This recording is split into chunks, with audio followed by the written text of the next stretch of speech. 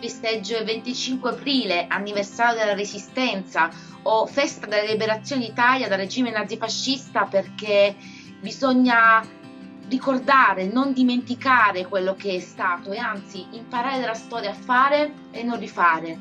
Che sia il 25 aprile ogni giorno, una data che ricorda la bellezza, l'importanza anzi di essere liberi o libere. Io festeggio il 25 aprile, festa della liberazione dal nazifascismo, perché in un periodo così drammatico come quello attuale ci rendiamo conto di quanto sia importante il lascito dei nostri partigiani, ci rendiamo conto di quanto la libertà sia un valore fondamentale per la nostra esistenza e per la nostra vita.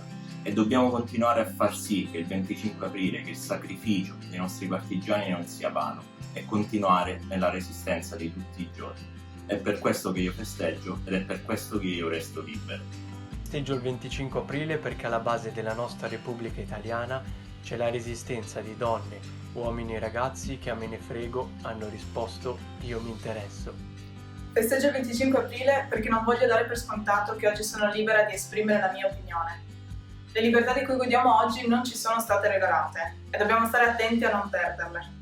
Il fascismo cambia nome, cambia forma, ma la mentalità fascista è ancora presente oggi. E citando Camilleri, il fascismo è come un virus mutante.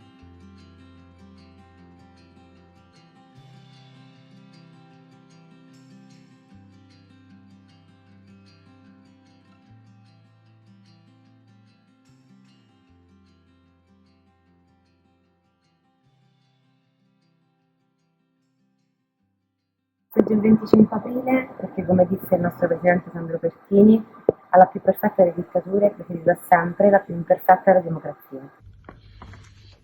Io resto libero perché bisogna ricordarsi sempre che la libertà non è mai scontata e che bisogna ringraziare tutte quelle persone che ci sono state prima di noi, che hanno reso questo paese grande e libero.